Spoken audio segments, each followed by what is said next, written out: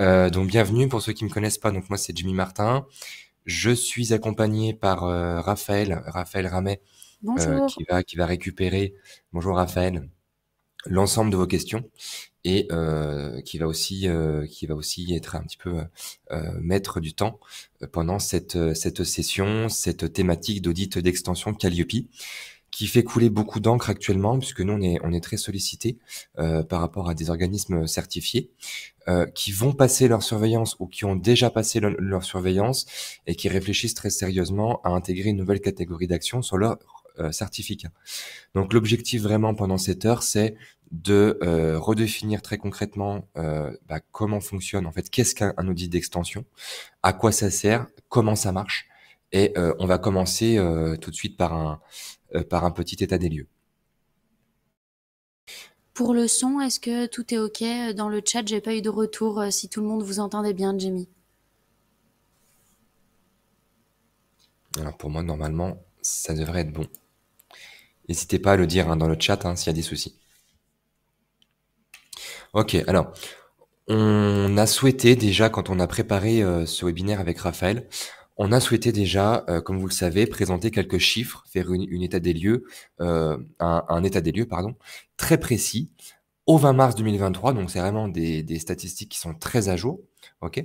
Et on a voulu vous représenter finalement par rapport au nombre total d'organismes certifiés Calliope aujourd'hui, donc qui s'élève quand même à presque bientôt 44 000, donc là on est à 43 600, on sera bientôt d'ici quelques semaines à 44 000 organismes certifiés. Eh ben, on a voulu décliner tout ça par rapport aux spécificités des organismes, donc à savoir combien étaient certifiés sur une catégorie d'action.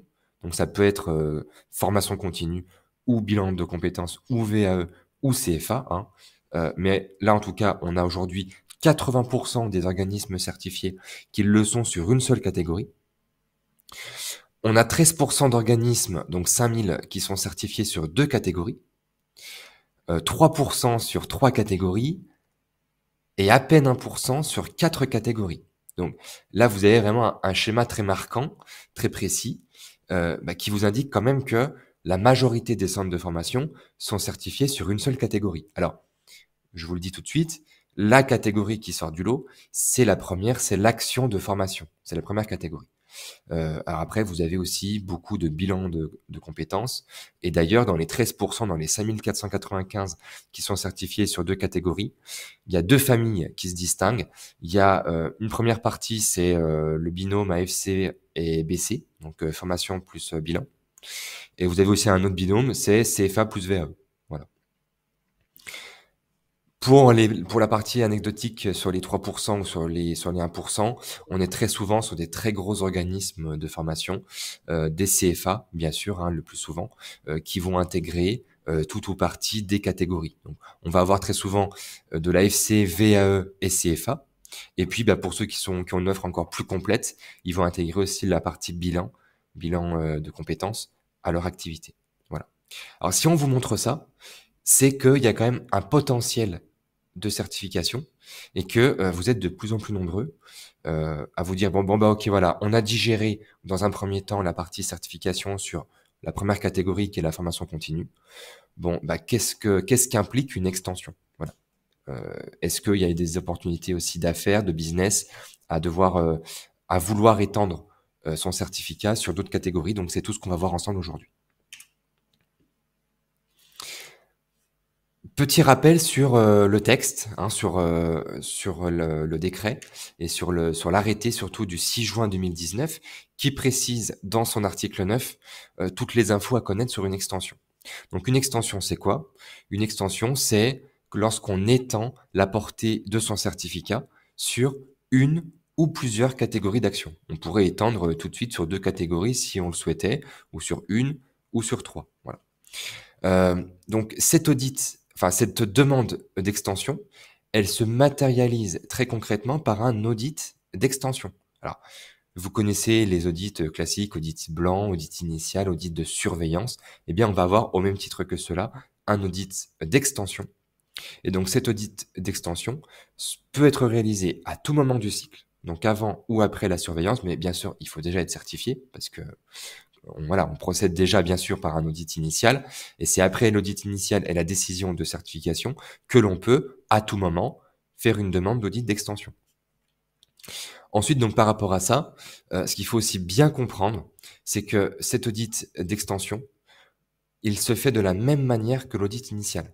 Donc, ça veut dire quoi? Conformément au déroulement d'un audit initial, c'est même durée que l'audit initial et même modalité. Donc, l'audit initial se fait sur site, l'audit d'extension se fera sur site. Je peux en parler rapidement ici, mais faites attention si vous parlez d'audit d'extension avec des confrères ou des partenaires. Certains ont peut-être pu par le passé réaliser leur audit d'extension à distance, mais rappelez-vous, en fait, c'était lors de la période Covid où l'audit initial pouvait être fait à distance. Donc, finalement, l'un dans l'autre, on considérait que l'audit d'extension pouvait être fait à distance.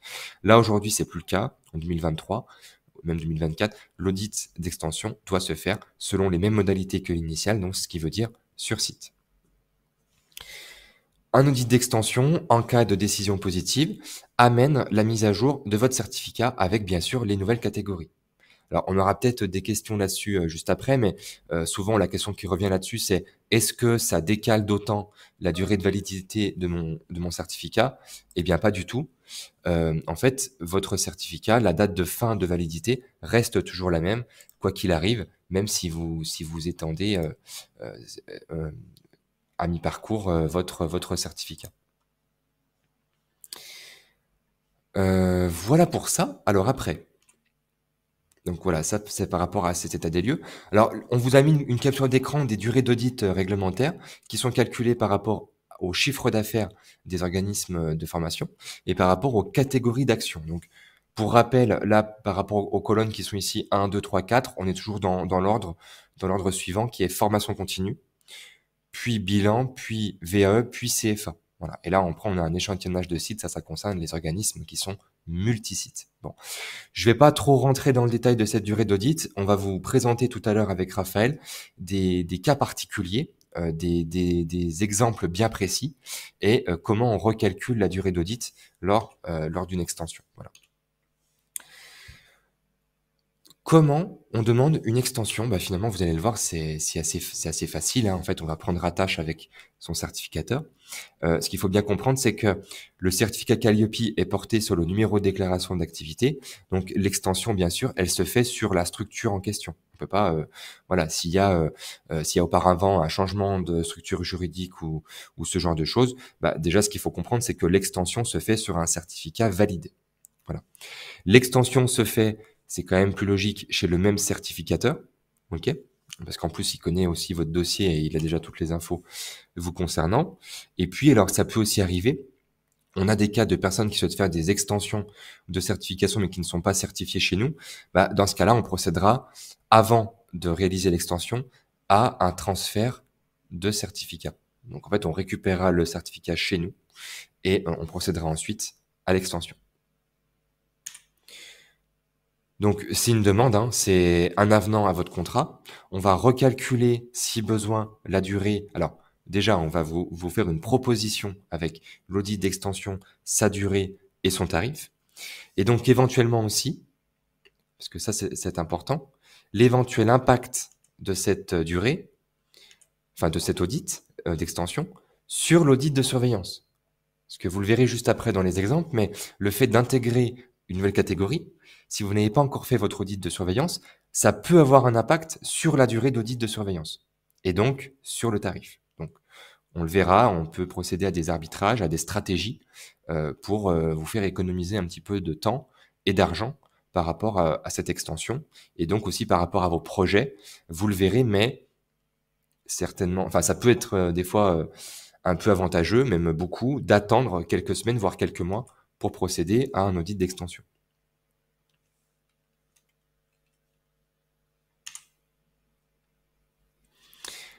Alors, on va parler des exemples. Alors, l'exemple numéro 1 ici, c'est l'exemple qu'on a le plus souvent. Donc, c'est pour ça qu'on a voulu ici vous le présenter.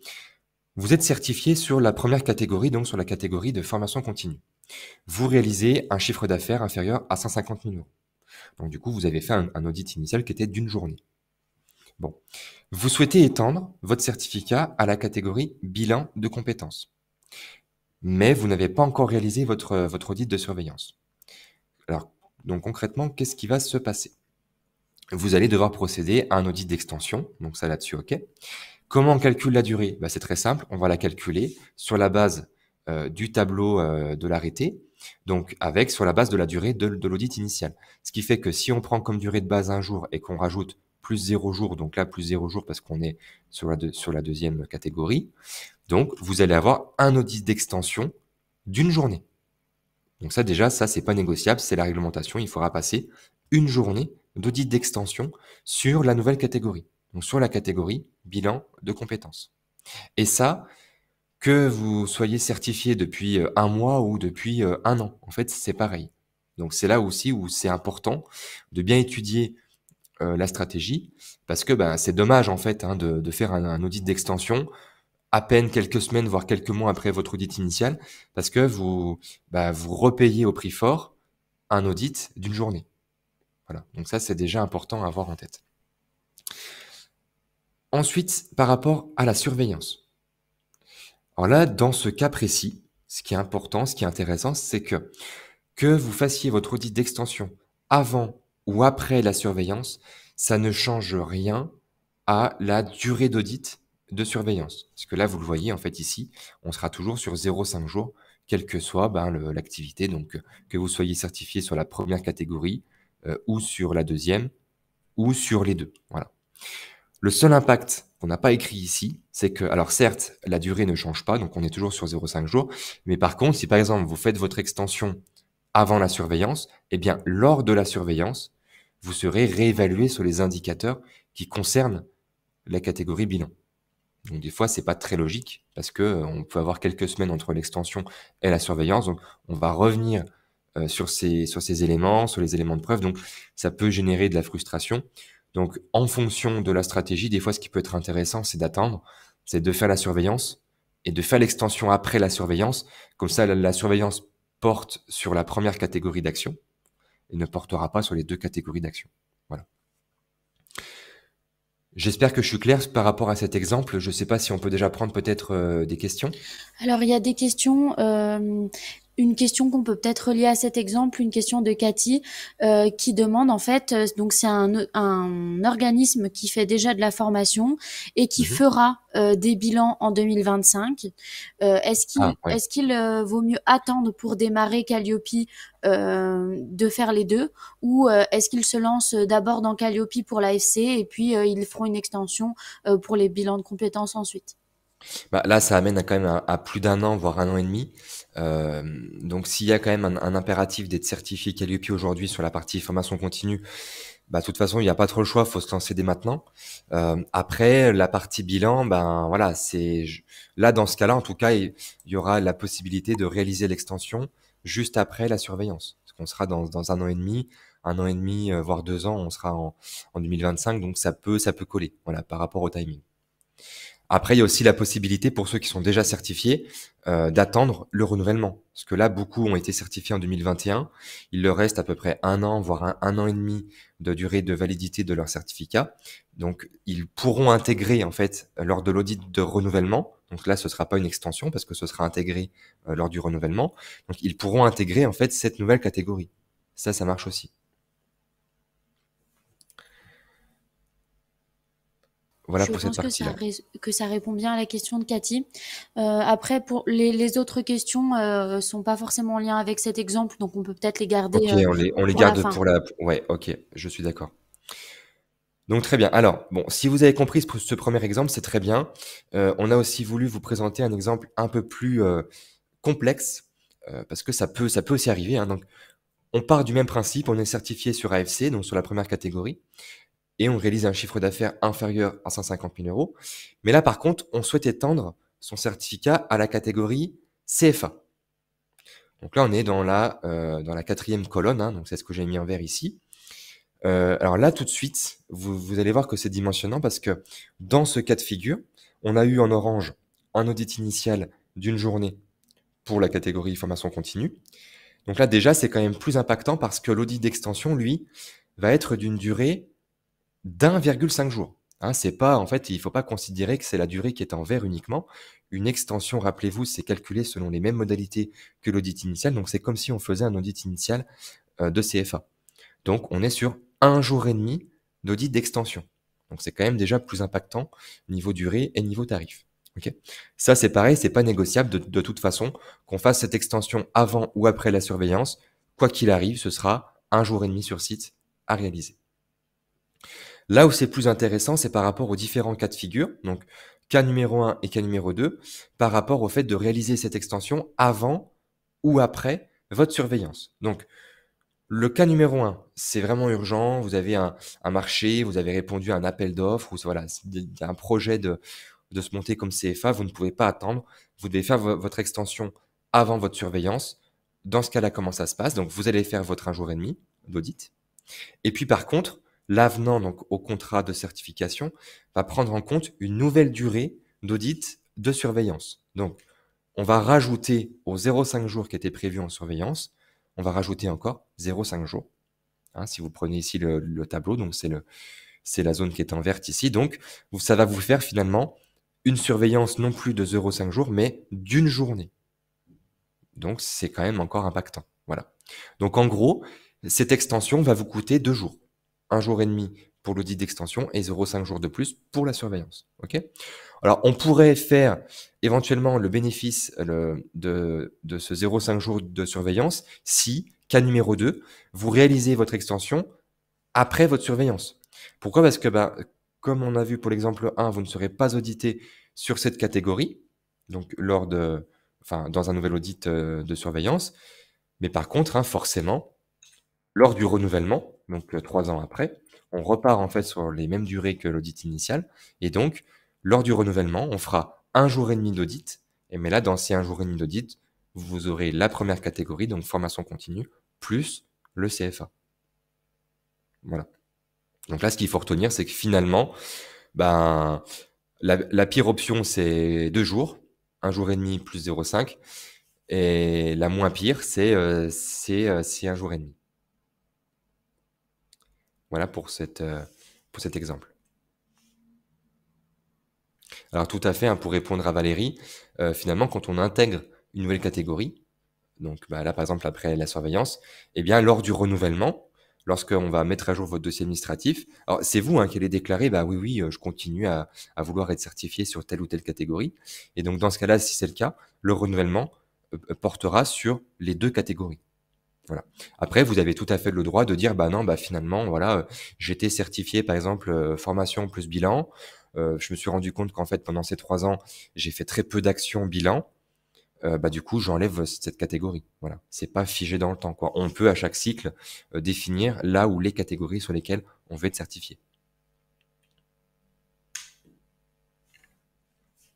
Donc, pour résumer, on a un calcul de la durée d'audit d'extension qui se fait à la fois sur une durée de base plus une durée supplémentaire, hein, si on reprend par rapport au texte de loi. On a une modalité immuable qui est sur site en présentiel. Ça ne change pas. Alors, pour la question de « Ah oui, mais je suis formateur indépendant, je n'ai pas de local » ou alors « Je me déplace chez les clients », eh bien, dites-vous bien que, oui, ok, très bien, mais nous, il faut qu'on se rencontre en présentiel. Donc, on définira conjointement d'un lieu d'audit. Ça peut être une location de salle, ça peut être aussi chez un client, ça peut être tout plein de choses. Du moment que ça répond à nos obligations contractuelles, c'est-à-dire un petit peu de place, une connexion internet, une table, des chaises et puis un lieu plutôt calme et sécurisé pour pouvoir échanger. Dans ce cas-là, voilà, on peut le faire, on doit le faire, en tout cas sur site. Et puis, alors ça, c'est une question aussi qui revient souvent par rapport au choix de l'auditeur. Alors, dans la mesure du possible, on fait en sorte que ce soit le même auditeur qu'à l'initial. Pourquoi? Parce qu'il vous connaît, il connaît votre dossier, donc c'est aussi plus facile à la fois pour vous et pour lui dans la compréhension de votre activité. Après, c'est pas la règle, hein, c'est pas la règle parce que je dis n'importe quoi. Si par exemple votre audit initial a été fait à distance parce qu'on est en période Covid, l'extension là maintenant à l'instant T doit se faire sur site. Donc si par exemple l'audit de l'initial à distance, c'était quelqu'un de la région lyonnaise et là vous êtes à Brest, ce sera plutôt un auditeur qui est sur votre région qui se déplacera, hein, pour qu'on soit aussi sur des coûts d'audit qui soient cohérents pour vous.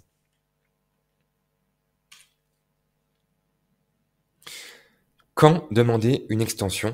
Alors, vous l'aurez bien compris, par rapport à nos cas et à nos exemples qu'on a présentés ici, on peut le faire à tout moment du cycle, avant ou après la surveillance. Maintenant, ce qu'il faut vraiment retenir, et ça c'est le mot-clé de ce webinaire, c'est que c'est quand même stratégiquement souvent préférable d'attendre d'avoir réalisé la surveillance avant d'entamer une extension. Pourquoi? Je le rappelle, hein, 2 avantages. Si vous attendez, vous n'aurez pas à intégrer cette nouvelle catégorie lors de la surveillance. Donc, il y a aussi il y a moins d'impact en fait sur votre préparation. Et puis l'impact, il peut se faire, c'est pas systématique, mais il peut se faire sur la durée d'audit. Donc, qui dit ajout de durée d'audit, dit aussi bien sûr impact tarifaire. Donc, voilà. Ça peut aussi être intéressant, dites-vous bien, hein, ceux qui ont déjà réalisé leur surveillance, qui arrivent en fin de validité de leur certificat, ça peut, être intéressant d'attendre le renouvellement.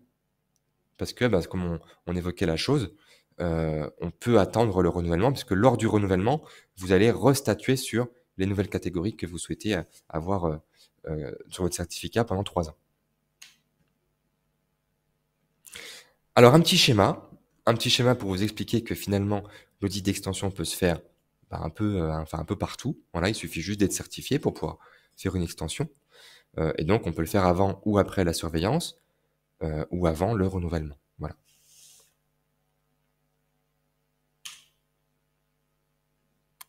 Donc à tout moment du cycle, on l'a dit.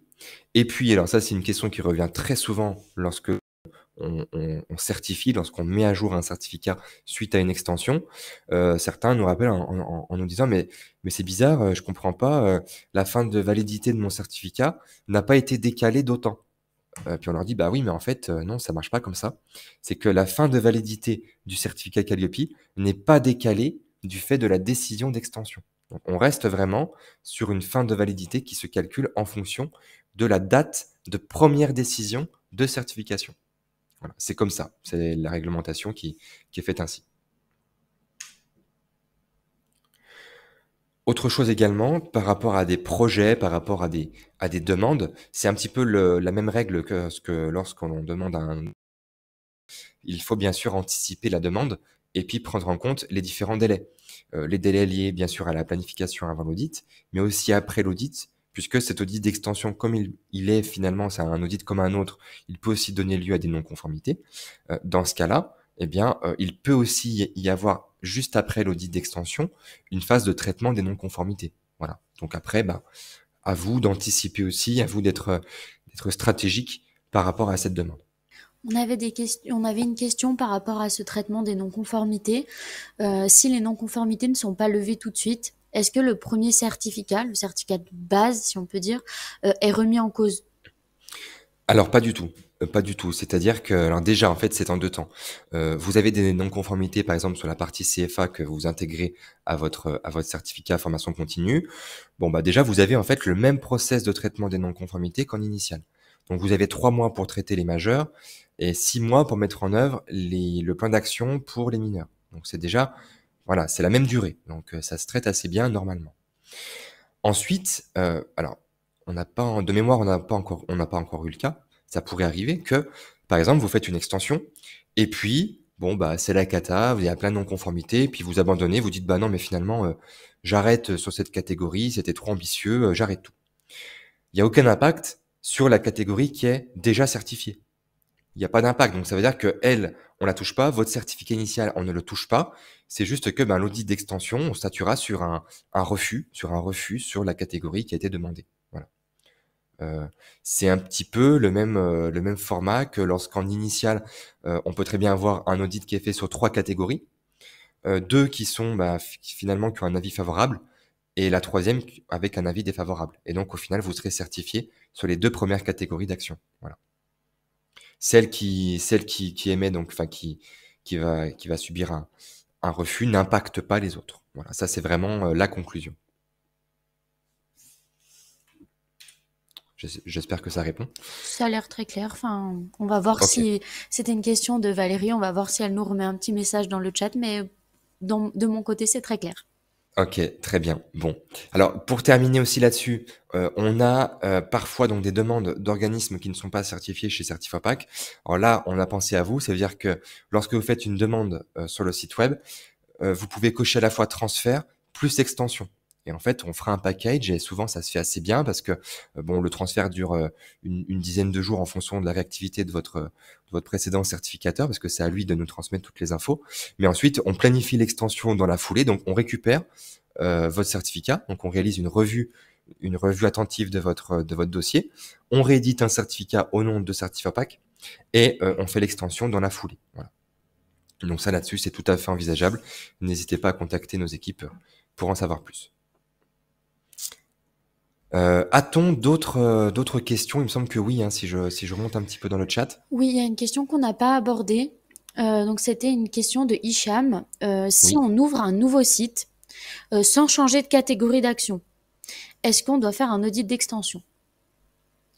Alors, si j'entends, nouveau site, j'ai l'impression qu'on parle plutôt de la dimension monosite et multisite. Oui, c'est Donc ça. ça veut dire, on est certifié sur une adresse, par exemple, on est certifié, en région, parisienne sur une adresse et puis on ouvre un site à Marseille ou à Bordeaux.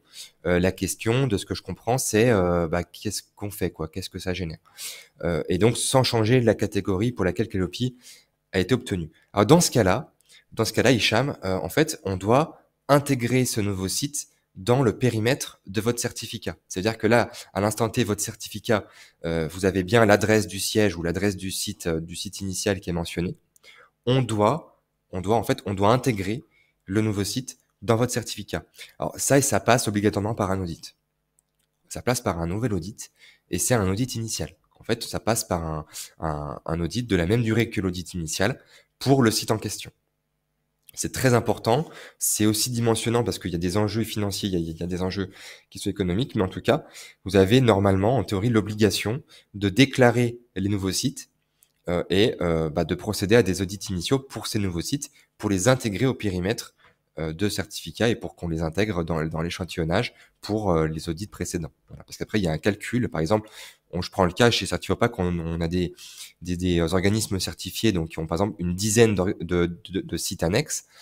Si ça a été déjà pensé à l'audit initial, bah, il y a un échantillonnage de ces sites, donc on n'audite pas tous ces sites. Par contre, bah, s'il y a une extension, c'est nécessairement un audit alors ce qu'on appelle complémentaire, mais qui est fait sur la même durée que l'audit initial. Alors, on change de sujet avec une question de Cathy. Vous avez évoqué la possibilité de faire un transfert chez Certifopac avant l'extension. Elle nous demande si le certificateur d'origine peut appliquer des pénalités. Alors, on connaît pas par cœur les conditions générales de vente de tous nos confrères.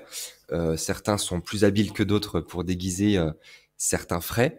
En tout cas, ce qu'il faut comprendre, c'est que de manière générale, un transfert de certification, ça doit fonctionner comme lorsque vous changez d'opérateur mobile.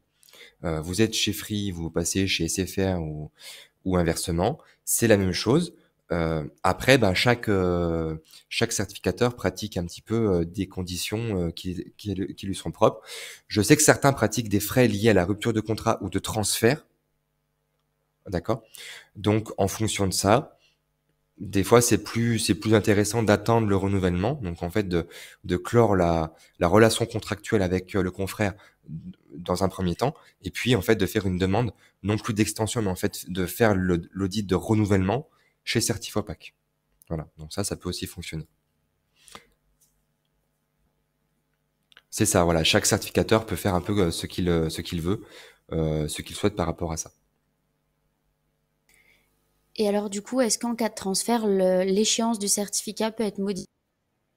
Alors non, c'est la même chose que pour une extension, c'est-à-dire que qui dit transfert dit on vient récupérer donc on garde la date de première édition du certificat et donc la date de fin de validité sera toujours calculée sur la date de première édition. Vous comprendrez bien que sinon c'est trop facile. Sinon un organisme fait un transfert tous les 6 mois, décale d'autant son certificat sans passer d'audit de renouvellement presque, enfin ce serait un peu bizarre quoi. Donc en tout cas non, il y a toujours une date de fin de validité que l'on conserve quel que soit son transfert. On a abordé toutes les questions qui étaient restées sans réponse dans le chat. N'hésitez pas, on a encore quelques minutes, donc si vous voulez nous transmettre des questions supplémentaires, je pense que Jimmy pourra y répondre.